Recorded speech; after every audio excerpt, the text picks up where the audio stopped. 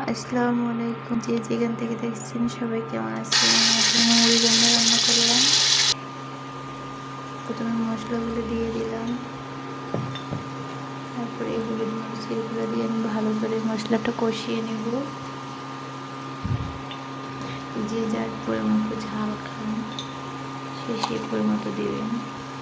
লবণ দিয়ে দিলাম, আমি একটু ঝাল আবার বেশি খাই, একটু গরম মশলা দিয়ে দিলাম। মশলাটা ভালো করে কষিয়ে নিচ্ছি,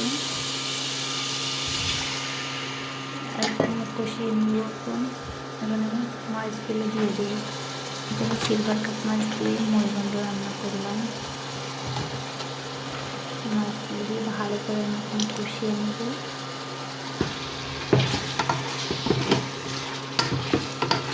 দেখুন আমার কালারটা কেমন আসছে।